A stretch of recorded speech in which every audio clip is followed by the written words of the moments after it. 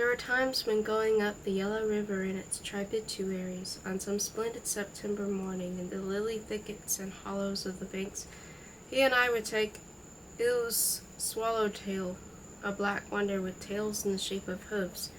On inclement evenings before sleeping, he would read Horace, Montaigne, and Pushkin, the three books he had brought with him. One winter, when crossing the ice of a river, I noticed in the distance a line of dark objects strung across it, the large horns of 20 wild yaks, which had been caught in crossing by the suddenly forming ice. Through its thick crystal, the immobilization of their bodies in a swimming attitude was clearly visible. The beautiful heads lifted above the ice would have seemed alive if the birds had not already pecked out their eyes, and for some reason I recalled the tyrant Shuishin, who used to cut open women out of curiosity, and who, one cold morning, seemed some porters fording a stream, ordered their legs to be at the shin in order to inspect the condition of the marrow of their bones. In Chang, during a fire, some wood prepared for the construction of a Catholic mission was burning. I saw an elderly Chinese at a safe distance from the fire, throwing water assiduously, determinedly, and without tiring, over the reflection of the flames on the walls of his dwelling. Convinced of the impossibility of proving to him that his house was not burning, we abandoned him to his fruitless occupation. Frequently we had to push our way through, ignoring Chinese intimidation and interdictions. Good marksmanship is the best passport. In Tatsian Lu, shaven-head llamas roamed about the crooked, narrow streets, spreading the rumor that I was catching children in order to brew their in a potion for the belly of my kodak. There, on the slopes of a snowy range, which were drowned in the rich rosy foam of great rhododendrons, we used their branches at night for our campfires. I looked in May for the slate-gray, orange-spotted larvae of the imperial Apollo, and for its chrysalis fastened by means of a silk thread to the underside of a stone. That same day, however, we glimpsed a white Tibetan bear and discovered a new snake. It had fed on mice, and the mouse I extracted from its stomach also turned out to be an undescribed species. From the rhododendrons and from the pines draped in lacy lichen came a heady smell of rosin. In my vicinity, some witch doctors and the wary and crafty look of competitors were collecting for their mercenary needs the Chinese rhubarb, whose root bears an extraordinary resemblance to a caterpillar, right down to its prolegs and spiracles, while I, in the meantime, found under a stone the caterpillar of an unknown moth, which represented not in a general way, but the absolute concreteness, a copy of that root, so that it was not quite clear which was impersonating which, or why. Everyone tells lies in Taipei. It was devilishly hard to obtain the exact names of places or directions for the right roads. Involuntarily, I too deceived them, since they were unable to distinguish a light-haired European from a white-haired one. They took me, a young chap with hair bleached in the sun, for an ancient old man. Everywhere on the masses of granite one could read the mystic formula, a shamanic jumble of words, which certain poetic travelers translate prettily as, "O jewel in the lotus, oh." Some kind of officials were sent out to me from Lhasa, who conjured me not to do something and threatened to do something to me. I paid little attention to them, however. I remember one idiot, particularly tiresome, in yellow silk under a red umbrella.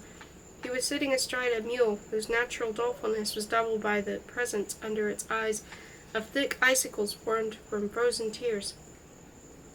From a great height I saw a dark, marshy depression, all trembling from the play of innumerable springs, which recalled the night sky with stars scattered over it, and that is what it was called, the Starry Steppe. The passes ascended beyond the clouds, marches were tough. We rubbed the pack animals' wounds with a mixture of iodoform and Vaseline. On occasion, having camped in a completely deserted spot, I would suddenly see in the morning that around us during the night a wide circle of brigands' tents had grown up like black toadstools, which, however, very quickly disappeared. Having explored the uplands of Taipei, I headed for Lobnor in order to return from there to Russia. The Tarim, overcome by the desert, exhausted, forms with its last waters an extensive ruddy swamp, the present-day Karakushuk Kul. Shervelsky's Lobnor, and Lobnor at the same time the Kunz, whatever Riddolfin might say. It is fringed with salt marshes, but the water is salt only at the edges, for those rushes would not grow around a salt lake. One spring I was 5 days going around it. There, in 20-foot-high reeds, I had the luck to discover a remarkable semi-aquatic moth with a rudimentary system of veins. The bunchy salt marsh was strewn with the shells of mollusks. In the evenings, the harmonious melodic sounds of swan flights reverberated through the silence. The yellow of the rushes distinctly brought out the lustreless white of the birds. In 1862, 60 Russian old believers with their wives and children lived for half a year in these parts, after which they went to Turfan. And where they went thence, nobody knows.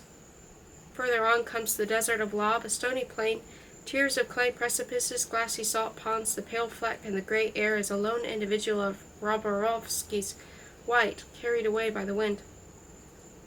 In this desert are preserved traces of an ancient road along which Marco Polo passed 6 centuries before I did.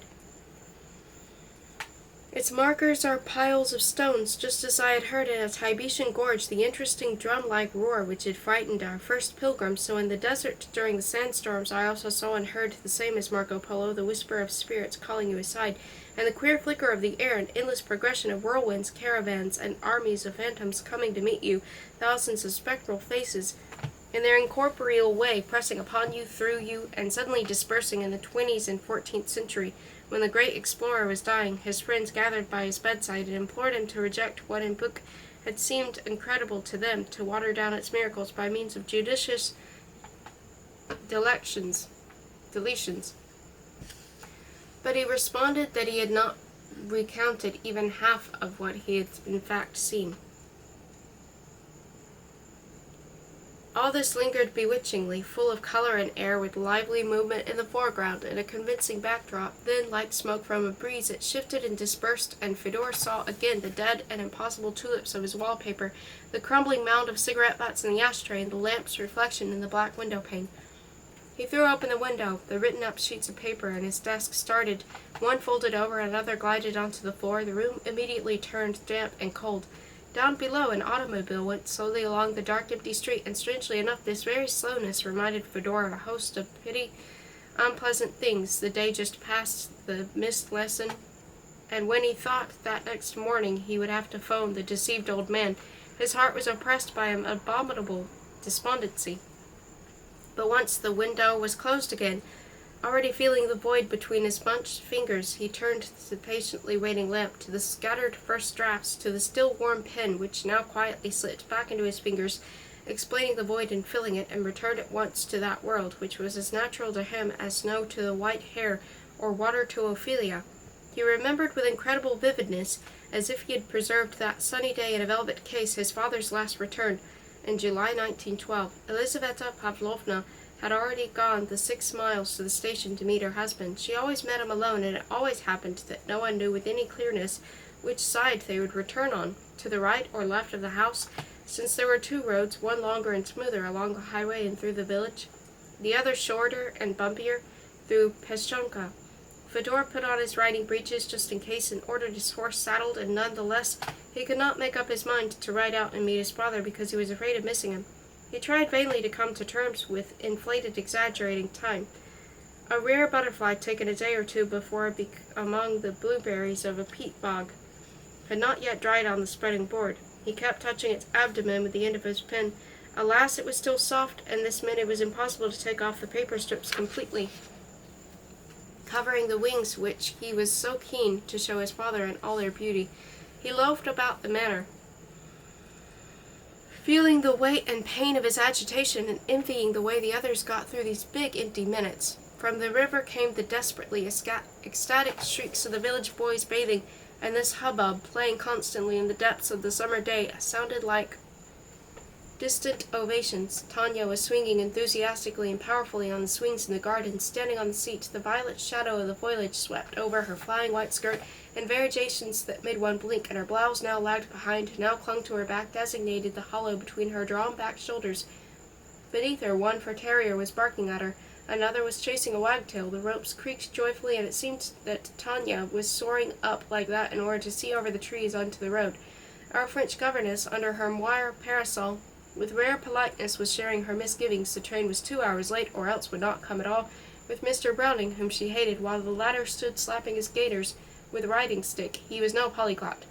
Ivana Ivanovna kept visiting first one and then the other veranda with that discontented expression on her small face with which she greeted all joyful events. Around the outbuildings there was a special animation. Servants pumped water, hacked firewood, and the gardener came bringing 2 oblong red-stained baskets of strawberries.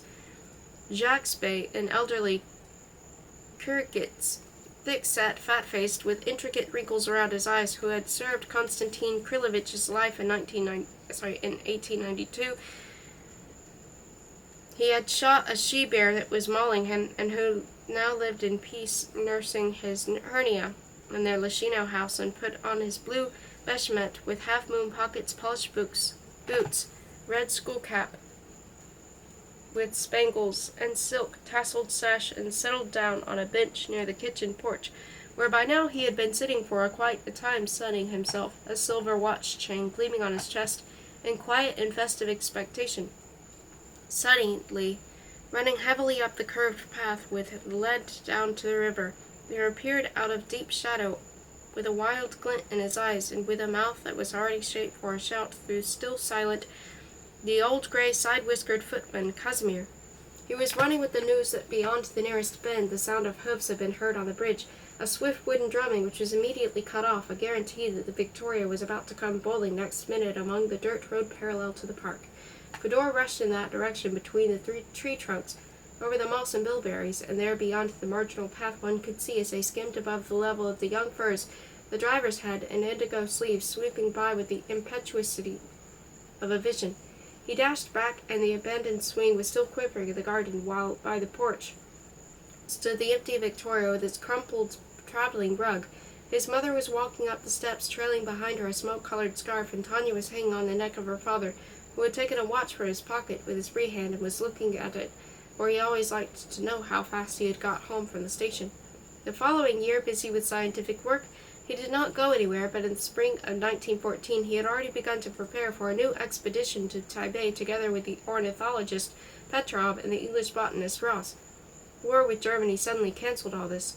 He looked upon the war as a tiresome obstacle, which became more and more tiresome as time went on. His kinsfolk were for some reason certain that Konstantin Krylovich would volunteer and set off right away at the head of the detachment. They considered him an eccentric, but a manly eccentric. Actually, Konstantin Krylovich, who was now over 50 and retained untapped reserves of health, agility, freshness, and strength, and perhaps was even more ready than before to overcome mountains, tanguts, bad weather, and 1,000 other dangers undreamt of by stay-at-homes, now not only stayed at home but tried not to notice the war, as if he ever spoke of it. He did so only with angry contempt. My father, wrote Fedor, recalling that time, not only taught me a great deal but also trained my very thoughts, as a voice or a hand is trained according to the rules of his school. Thus I was rather indifferent to the cruelty of war. I even conceded that one could take a certain delight in the accuracy of a shot, in the danger of a reconnaissance, or in the delicacy of a maneuver. But these little pleasures, which are better represented moreover in other special branches of sports such as tiger hunting, knots and crosses, professional boxing, in no way compensated for that touch of dismal idiocy which is inherent in any war. However, in spite of Kostya's unpatriotic position, as Aunt Shina expressed it, solidly and skillfully, using high connections to hide her officer husband away in the shadows of the rear, the house was penetrated by the cares of war. Elizaveta Pavlovna was drawn into Red Cross work, which had people comment that her energy was making up for her husband's idleness, he being more concerned with Asian bugs than with the glory of Russian arms, as was actually pointed out, by the way, in one jaunty newspaper photograph records, revolved with the words of the love song, "The Seagull, reclad in khaki. Here's a young ensign with an infantry section." Coy nurses appeared in the house with little curls peeping out from under their regulation headdress, and a deft way of tapping cigarettes on their cigarette cases before lighting up. The doorkeeper's son ran away to the front, and Konstantin Krylovich was asked to assist his return. Tanya began visiting her mother's military hospital to give Russian grammar lessons to a placid, bearded Oriental whose legs was being cut off even higher in an attempt to overtake the gangrene. Ivana Ivanovna knit woolen wrist warmers. On holidays, the variety of Fiona entertained the soldiers with vaudeville songs. The hospital staff staged Volva Makes the Best of It, a play on draft dodgers, and the newspapers printed versicles dedicated to the war. Today thou art fate's scourge, our dear land, but with bright joy the Russian gaze will shine when he sees time dispassionately brand the German Attila with shame's own sign. In the spring of 1915, instead of getting ready to move from St. Petersburg to Lishino, which always seemed as natural and unshakable as the succession of months on the calendar, we went for the summer to our Crimean estate, on the coast between Yalta and Alupka. On the sloping lawns of the heavenly green garden, his face distorted with anguish, his hands trembling with happiness, Fedor boxed southern butterflies, but the genuine Crimean rarities were to be found not here among the myrtles, wax shrubs, and magnolias, but much higher in the mountains among the rocks of A. Petri on the grassy plateau of Yela. More than once that summer his father accompanied him up a trail through the pine woods in order to show him, with a smile of condescension for the European tribal, the satyrid recently described by Kuznetsov, who was flitting from stone to stone, in the very place where some vulgar daredevil had carved his name on sheer rock. These walks were Konstantin Krylovich's only distraction. It was not that he was gloomy or irritable. These limited epithets did not tally on his spiritual style, but that, putting it simply, he was fretting, and Elizaveta Pavlovna and the children were perfectly aware of what it was he wanted. Suddenly, in August, he went away for a short time. Where he went, no one except those closest to him knew. He covered up his journey so thoroughly as to excite the envy of any traveling terrorist. It was funny and frightening to imagine how Russian public opinion would have wrung its little hands, and it learned that at the height of the war, Godunov Sherdintsev had traveled to Geneva to meet a fat, bald, extraordinarily jovial German professor. A third conspirator was also present, an old Englishman wearing a thin-rimmed spectacles and a roomy gray suit. That they had come together there in the small room of a modest hotel for a scientific consultation, and that, having discussed what was necessary, the subject was a work of many volumes, stubbornly continuing publication in Stuttgart, with long-standing cooperation of foreign specialists in separate groups of butterflies. They peaceably parted, each of its own direction, but this trip did not steer him up. On the contrary, the constant dream weighing on him even increased its secret pressure. In the autumn they returned to St. Petersburg. He worked strenuously on the 5th volume of Butterflies and Moths of the Russian Empire, went out rarely and fuming more at his opponent's blunders than at his own, played chess with the recently widowed botanist Berg. He would look through the daily papers with an ironical smile. He would take Tanya on his knees and then lapse into pensiveness, and his hand on Tanya's round shoulder would grow pensive too.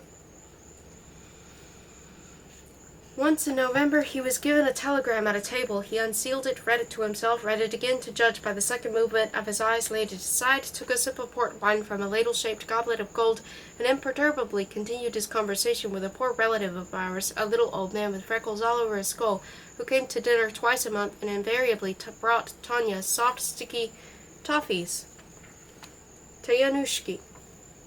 When the guests had departed, he sank into an armchair, took off his glasses, passed palm from up to bottom over his face, and announced in an even voice that Uncle Oleg had been dangerously wounded in the stomach by a grenade fragment while working at a first aid post under fire, and immediately there stood out in Fedor's soul, tearing it with sharp edges, one of those numberless deliberately grotesque dialogues that the brothers had still so recently indulged in at the table. Uncle Oleg, in a bantering tone, "Well, tell me, Kostya, did you ever happen to see on the V reservation the little bird so was?" Father, curtly, "I'm afraid I did not." Uncle Oleg, warming up, "And Kostya, did you never see Popovsky's horse stung by Popov's fly?" Father, even more curtly, "Never." Uncle Oleg, completely ecstatic, "And have you never had occasion, for example, to observe the diagonal motion of entopic swarms?" Father, looking him straight in the eye, "I have." That same night he set out for Galika to get him, brought him back extremely quickly and comfortably, obtained the best of the best doctors, Gershonson, Yezhov, Niller, Militsky, and himself attended 2 protracted operations. By Christmas his brother was well, and then something suddenly changed in Konstantin Krylovich's mood. His eyes came to life and softened once again, heard that musical humming which he used to emit on the move when he was particularly pleased about something. He went off somewhere, certain boxes arrived and departed, and in the house, around all this mysterious gaiety of the master's, one could sense a growing feeling of indefinite, expectant perplexity. And once when Fedor happened to be passing through the gilt reception hall, bathed in spring sunshine, he suddenly noticed that the brass handle of the white door leading into Father's study jiggled but not turned, as if someone was limply fingering it without opening the door, and then it quietly opened and Mother came out with a vague, meek smile on her tear-stained face, making an odd gesture of helplessness as she went past Fedor. He knocked on his father's door and entered the study. "What do you want?" asked Konstantin Krylovich without looking up or stopping writing. "Take me with you," said Fedor.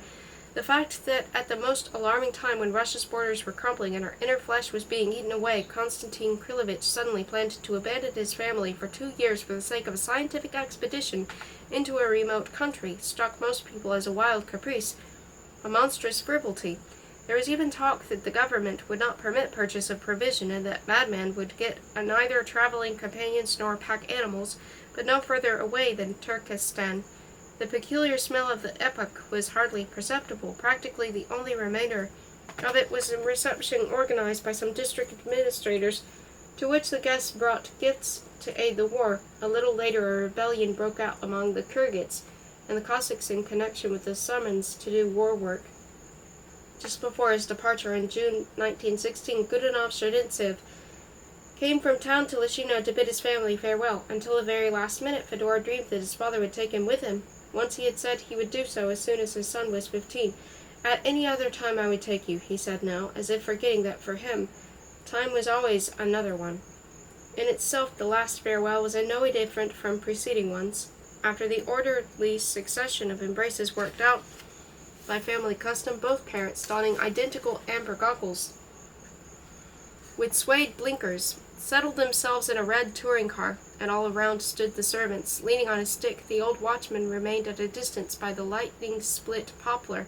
The driver, a short, fat, round little man in velveteen livery and orange gaiters, with a carroty nape and a topaz on his pudgy hand, straining horribly, jerked again, started the engine. Mother and father began to vibrate in their seats, got quickly behind the steering wheel, shifted a lever on it, pulled on his gauntlets, and turned his head.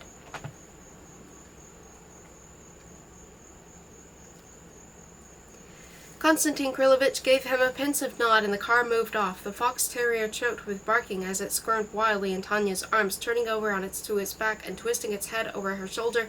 The red back of the car disappeared round the bend, and then from behind the fir trees, on top of a rising whine, there sounded the sharp change of gears, followed by a comfortably receding murmur. All was still, but a few moments later, from the village beyond the river came again the triumphant roar of the engine, which gradually faded away forever. Ivana Ivanovna, weeping profusely, went for some milk for the cat. Tanya, affecting to sing, returned to the cool, resonant, empty house. The shade of Jacques-Bay that had died preceding autumn slipped off the porch bench and went back to its quiet, handsome paradise, rich in roses and sheep. Fedor walked across the park, opened a tuneful wicket gate, and cut across the road where thick tires had just imprinted their tracks. A familiar black and white beauty rose smoothly off the ground and described a wide circle, also taking part in seeing off. He turned into the trees and came by way of a shady path where golden flies hung a-quiver in transversal sunbeams to his favorite clearing, boggy, blooming, moistly glistening in the hot sun. The divine meaning of his wood meadow was expressed in his butterflies. Everyone might have found something here. The holiday maker might have rested on a stump, the artist might have screwed up his eyes, but its truth would have been probed somewhat deeper by knowledge-amplified love, by its wide-open orbs, to paraphrase Pushkin. Freshly emerged, and because of their fresh, almost orange-coloration, merry-looking Selene fritillaries floated with a kind of enchanting demureness on outstretched wings, flashing ever so rarely like the fins of a goldfish, already rather bedraggled, but still powerful swallowtail. Minus one spur and flapping its panoply, descended on a chamomile, took off as if backing from it, and the flower it left straightened up and started to sway. A few black-veined whites flew about lazily. One or two were spattered with blood-like pupil discharge, spots of which on the white walls of cities predicted to our ancestors the fall of Troy, plagues, earthquakes. The first chocolate Aphantaphus ringlets were already fluttering, the bouncy, unsteady motion over the grass, and pale micros rose from it, immediately falling again. A blue and red burnet moth with blue antennae resembling a beetle in fancy dress, was settled on a scabiosa in company with a midge. Hastily abandoning the meadow to alight on an elder leaf, a female cabbage butterfly, by means of an odd upturn of her abdomen and the flat spread of her wings somewhat reminiscent of flattened back ears, informed her badly rubbed pursuer that she was already impregnated. Two violet-tinged coppers, their females were not yet out, tangled in lightning-swift flight in mid-air, zoomed, spinning one around the other, scrapping furiously, ascending ever higher and higher, and suddenly shot apart, returning to the flowers, an amandus blue, in passing annoyed to be. A dusky Freya fritillary flicked by among the salinas. A small hummingbird moth, with a bumblebee's body and glass-like wings beating visibly, tried from the air a flower with its long proboscis, darted to another and then to a third, all this fascinating life by whose present blend one could infallibly tell both the age of the summer, with an accuracy almost to within a day, the geographical location of the area, the vegetal composition of the clearing, all this was living, genuine, and eternally dear to him. Fedor perceived in a flash, with one penetrating and experienced glance. Suddenly he placed a fist against the trunk of a birch tree, and leaning on it, burst into tears. Although his father had no liking for folklore, he used to cite one remarkable Cricket's fairy tale, the only son of a great Khan having lost his way during a hunt. Thus begin the best fairy tales, and thus end the best lives. Caught sight among the trees of something sparkling. Coming closer, he saw it was a girl gathering brushwood, in a dress made of fish scales. However, he could not decide what precisely was sparkling so much, the girl's face or her clothing. Going with her to her old mother, the young prince offered to give her a bride money as a nugget of gold the size of a horse's head. "No," said the girl, "but here, take this tiny bag. It's little bigger than a thimble, as you can see. Go and fill it." The prince, laughing, "Not even one," he said. "We'll go in," threw in a coin, threw in another, a third, and then all that he had with him. Extremely puzzled, he went off to consult his father. All his treasures gathering, public funds and everything, in the bag that stood Khan threw, shook and listened, shook anew, threw in twice as much again, just to dingle in the drain. They summoned the old woman. "That," she said, "is a human eye. It wants to encompass everything in the world." Then she took a pinch of earth and filled up the bag completely. The last reliable evidence concerning my father, not counting his own letters, I found in some notes by the French missionary and learned botanist Barrade, who in the summer of 1917 chanced to meet him in the mountains of Tibet near the village of Chatou. "I was amazed to see," writes Barrade, Exploration Catholique for 1923, "a saddled white horse grazing in a mountain meadow. Presently a man in European dress appeared, descending from the rocks. He greeted me in French and turned out to be the famous Russian traveler Godunov. I had not seen a European for over 8 years. We passed several delightful minutes on the sward in the shade of a rock, discussing a fine nomenclatorial point in connection with the scientific name of a tiny light blue iris which grew in the vicinity, and then exchanging an amicable farewell. We parted, he to his companions calling him from a ravine, and I to Father Martin dying in a remote hostelry. Beyond this there is fog, judging by my father's last letter, brief as usual but unusually alarmed, which was delivered to us by a miracle at the beginning of 1918. He was preparing soon after he met Barrade to make the return journey. Having heard of the revolution, he asked us in it to move to Finland, where our aunt had a country house, and he wrote that according to his calculations he would be home with a maximum haste by the summer. We waited 2 summers for him until the winter of 1919. We lived some of the time in Finland and some in St. Petersburg. Our house had long since been plundered, but Father's museum, the heart of the house, as if retaining the invulnerability inherent in sacred objects, survived whole, later coming under the jurisdiction of the Academy of Sciences, and this joy completely compensated for the demise of chairs and tables familiar since childhood. We lived in St. Petersburg in 2 rooms in grandmother's flat. For some reason or other, she was twice taken off for questioning. She caught cold and died. A few days after that, on one of those terrible winter evenings, hungry and hopeless, which played such an ominously close part in the civil disorder, an unknown youth visited me in Pince as unprepossessing and uncommunicative, and asked me to call immediately on his uncle, the geographer, Berezovsky. I did not know or did not want to say what for, but suddenly everything somehow crumbled inside me, and I began to live mechanically. Nowadays, several years later, I sometimes meet this Misha in the Russian bookshop in Berlin where he works, and every time I see him, although we talk little, I feel a hot shiver run down the whole of my spinal column. and my whole being relives our brief road together. My mother was not there when this Misha came. This name I shall also remember forever, but we met her on our way downstairs. Not knowing my companion, she anxiously asked where I was going. I replied I was going for some hair clippers, of which we had happened to be speaking a few days beforehand. Later I often dreamed about them, those non-existent clippers, which took the most unexpected forms, mountains, landing stages, coffins, hand organs, but I always knew with a dreamer's instinct that it was clippers. "Wait," cried Mother, but we were already downstairs. We walked along the street quickly and silently, he slightly ahead of me. I looked at the masks of the houses, at the humps of the snowdrifts, and I tried to outwit fate by imagining to myself, and thus destroying its possibility in advance, the still uncomprehended, black, fresh grief which I would carry back home. We entered a room which I recall as being completely yellow, and there an old man with a pointed beard wearing a field jacket and jackboots informed me without preamble that, according to still unverified information, my father was no longer living. Mother was waiting for me below on the street. During the next 6 months, until Uncle Oleg almost forcibly took us abroad, we tried to find out how and where he had perished, and indeed whether he had perished at all. Apart from the fact that it happened in Siberia is a big place. On the return journey from Central Asia, we found out nothing at all. Can it be that they hid from us the place and circumstances of his mysterious death, and have continued to hide them to this day?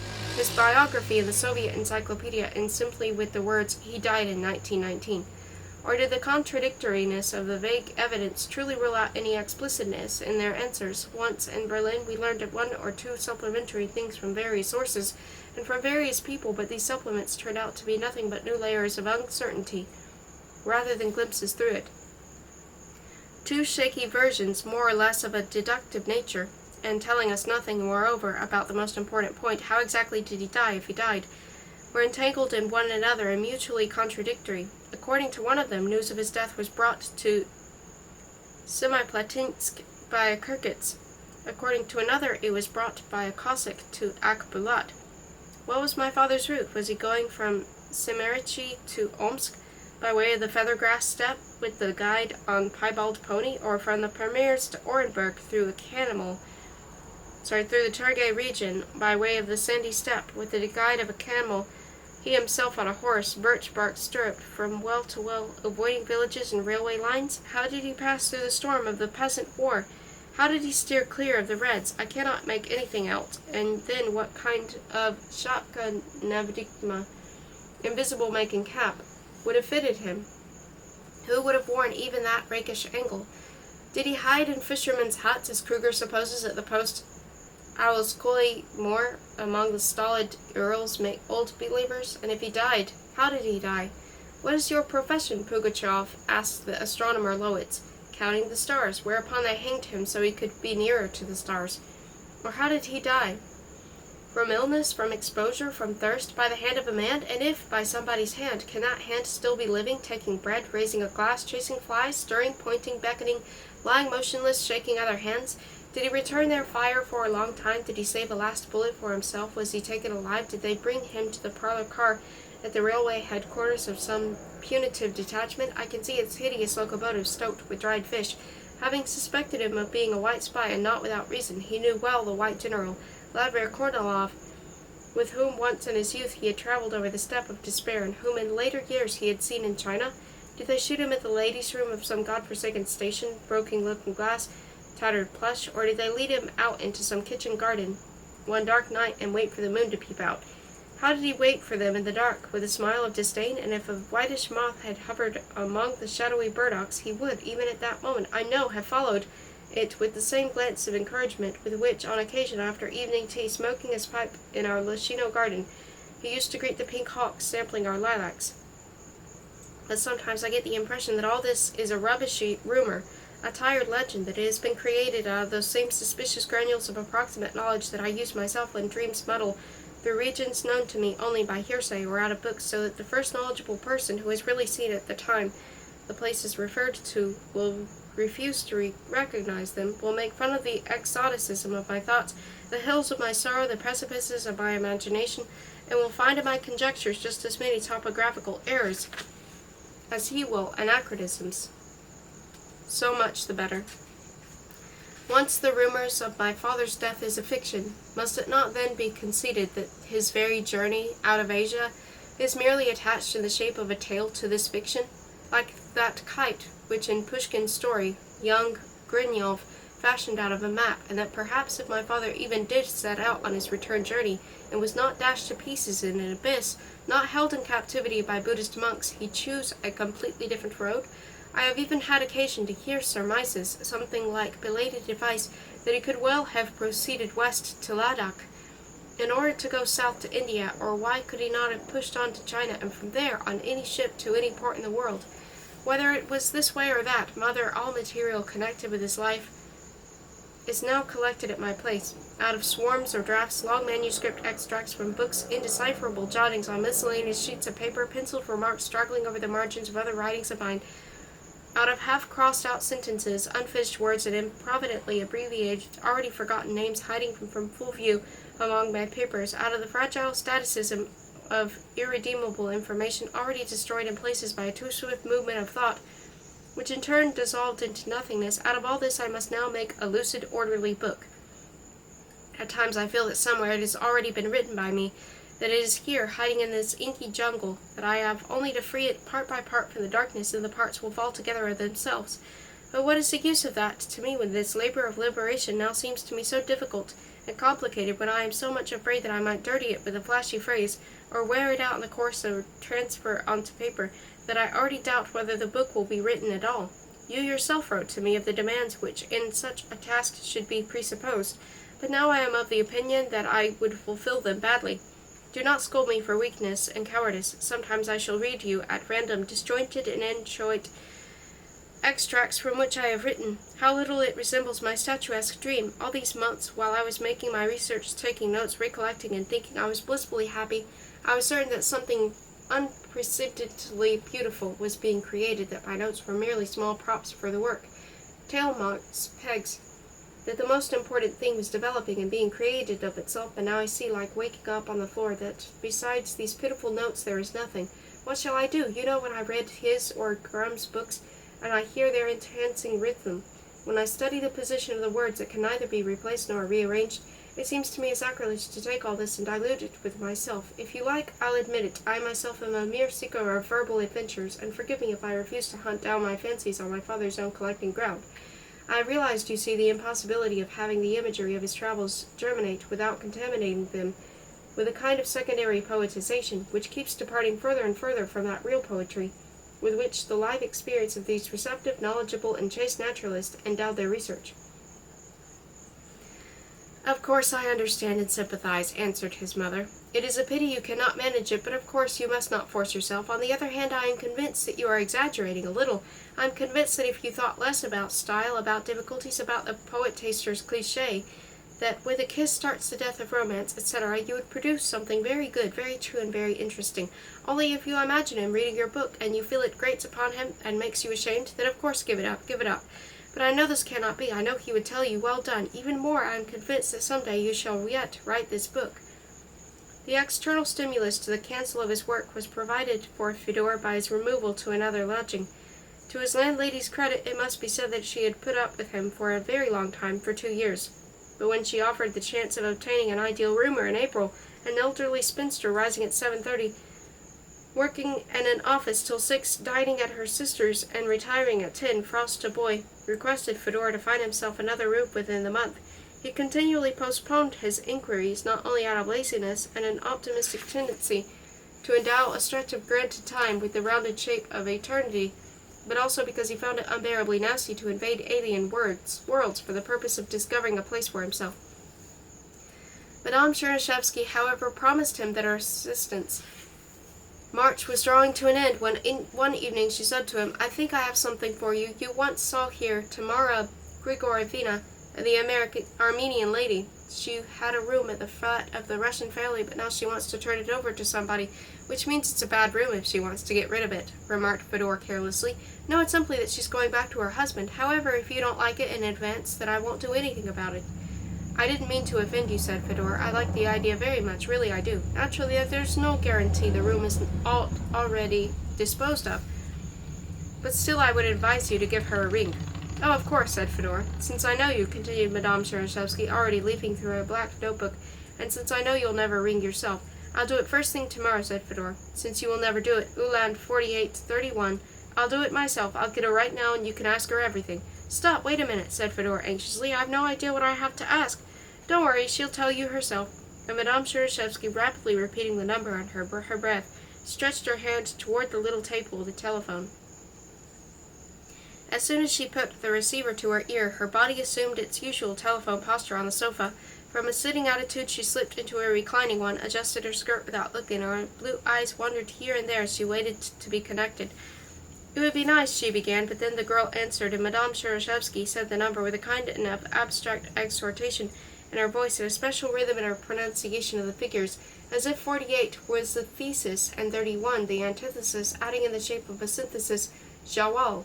"It would be nice," she readdressed Fedor, "if she went there with you. I'm sure you've never in your life," suddenly with a smile dropping her eyes, moving a plump shoulder and slightly crossing her outstretched legs. "Tamara Grigorovna?" she asked in a new voice, suave and inviting. She laughed softly as she listened, pinching a fold of her skirt. "Yes, it's me, you're right. I thought that as always you wouldn't recognize me. All right, let's say often." Settling her tone even more comfortably. "Well, what's new?" She listened to what was new, blinking as if in parentheses. She pushed a box of fruit paste bonbons in Fedor's direction. Then the toes of her small feet in their shabby velvet slippers began to rub gently against one another. They stopped. "Yes, so I've heard, but I thought he had a permanent practice." She continued to listen. One could make out in the silence the infinitely small drumming of the voice from another world. "Well, that's ridiculous," said Alexandra Yakovlevna. "Oh, that's ridiculous. So that's how things are with you," she drawled after a moment, and then to a quick question which sounded to Fedor like a microscopic bark, she replied with a sigh, "Yes, more or less, nothing new. Alexander Yakovlevich is well, keeps himself busy. He's at a concert now, and I have nothing to report, nothing special. Right now I have here, well, of course it amuses him, but you can't imagine how I sometimes dream of going away somewhere with him, even if only for a month." "What's that?" "Oh, anywhere. Generally speaking, things get a little depressing at times, but otherwise there's nothing new." She slowly inspected her palm and remained like that with her hand before her. "Tamara Grigorovna, I have Goodenough Sherdintsev here. By the way, he's looking for a room. Do these people of yours— Oh, that's wonderful. Wait a minute. I'm passing him the receiver." "How do you do?" said Fedor, bowing to the telephone. "I've been told by Alexandra Yakovlevna," loudly, so that it even tickled his middle ear. An extraordinarily nimble and distinct voice took over the conversation. "The room's not yet rented," began the almost unknown Tamara Grigorovna, "and as it happens, they would very much like to have a Russian boarder. I'll tell you right away who they are.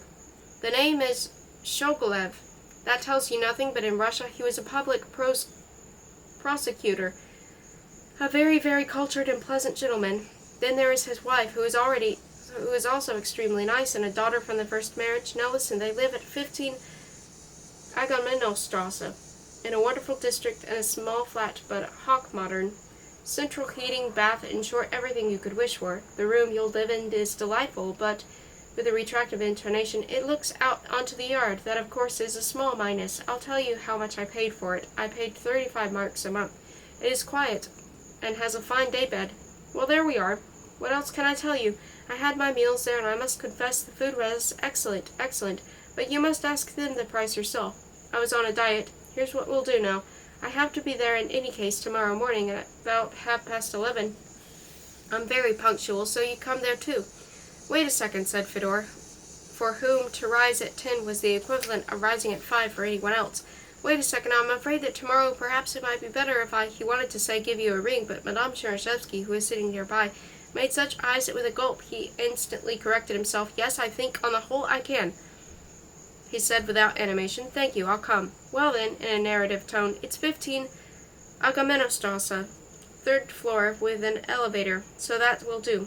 Until tomorrow, then, I shall be very glad to see you. Goodbye," said Fedor Konstantinovich. "Wait," cried Alexandra Yakovlevna, "please don't ring off." The next morning, when he arrived at the stipulated address, in an irritable mood, with a woolly brain, and with only half of him functioning, as if the other half of him had still not opened on account of the earliness of the hour, it turned out that Tamara Grigorovna was not only not there, but had rung to say she could not come.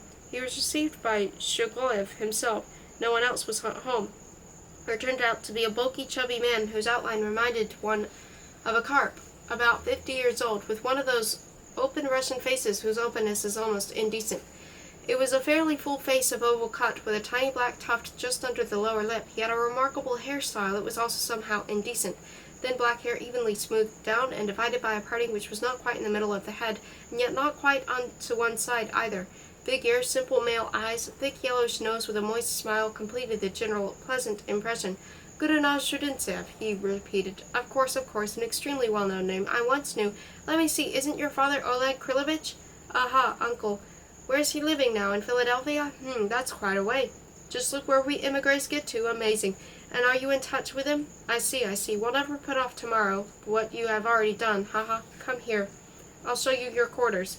To the right of the hallway there is a short passage immediately turning right again at the right angle to become another embryo corridor that terminated in the half-open door of the kitchen. The left wall had two doors, the first of which, with an energetic intake of breath, Shigolev threw back. Turning its head, they froze before a small oblong room with ochred walls, a table by the window, a couch along one wall, and a wardrobe by the other. To Fedor it seemed repellent, hostile, completely unhandy in regard to his life, as if positioned several fateful degrees out of true, with a dusty sunbeam representing the dotted line that marks the bias of geometrical figure when it is revolved, in relation to that imaginary rectangle within whose limits he might be able to sleep, read, and think. But even if by a miracle he had been able to adjust his life to fit the angle of this deviant box, nevertheless its furniture, color, view, and the asphalt yard, everything about it was unendurable, and he decided at once that he would not take it. Well, here it is, said Shigolev jauntily, and here's the bathroom next door. It needs a little cleaning up in here. Now, if you don't mind, he bumped violently into Fedor, and turning around in the narrow corridor, and uttering an apologetic "Auk," grasped him by the shoulder. They returned to the entrance hall. Here is my daughter's room, here is ours, he said, pointing to two doors on the left and right, and here is the dining room, and opening a door into the depths, he held it in that position for several seconds, as if taking time exposure. Fedor passed his eyes over the table, a bowl of nuts, a sideboard. By the far window near a small bamboo table stood a high-backed armchair. Across its arms there lay in airy repose a gauze dress, pale bluish and very short, as was worn then at dances, and on the little table gleamed a silvery flower and a pair of scissors. That's all, said Shigolev, carefully closing the door. You see, cozy, homely. Everything we have is small, but we do have everything. If you wish to have your grub with us, you're very welcome. We'll talk to my missus about that. Between you and me, she's not a bad cook. Since you're Miss Abramov's friend, we'll charge you the same as her. We won't ill-treat you. You'll live snug as a thug in a jug, said Shigolev, and laughed fruitily. Yes, I think the room will suit me, said Fedor, trying not to look at him. In fact, I would like to move in on Wednesday. Please yourself, said Shigolev. Have you ever happened, reader, to feel that subtle sorrow of parting with an unloved abode? The heart does not break as it does in parting with dear objects. The human gaze does not wander around holding back a tear, as if it wished to carry away with it in a trembling reflection of the abandoned spot. But in the best quarter of our hearts we feel pity for the things which we did not bring to life with our breath, which we hardly noticed and are now leaving forever. This already dead inventory will not be resurrected later in one's memory. The bed will not follow us shouldering its own self. The reflection in the dresser will not rise from its coffin. Only the view of the window will abide for a while, like the faded photograph, fitted into a cemetery cross, of a trim-haired, steady-eyed gentleman in a starched collar. I would like to wish you goodbye, but you would not even hear my greeting. Nevertheless, goodbye. I lived here exactly 2 years. Thought here about many things. The shadows of my caravan passed over this wallpaper. Lilies grew out of the cigarette ash on the carpet, but now the journey is over. The torrents of books have gone back to the ocean of the library. I do not know if I shall ever read the drafts and extracts rammed under the linden of my suitcase, but I do know that I will never look in here again. Fedor sat on his suitcase and locked it, went around the room, gave a final check to the drawers, and found nothing. Corpses do not steal. A fly climbed up the window pane, impatiently slipped, half fell, and half flew downwards, as if shaking something, and started to crawl again. The house opposite, which he had found in scaffolding the April before last, was evidently in need of repairs again now. Repaired boards were stacked by the sidewalk. He carried his things out, went to say goodbye to the landlady for the first and last time, shaking her head, which turned out to be dry, strong, and cold, and gave her back the keys and left. The distance from the old residence to the new was about the same, somewhere in Russia, that from Pushkin Avenue to Wall Street.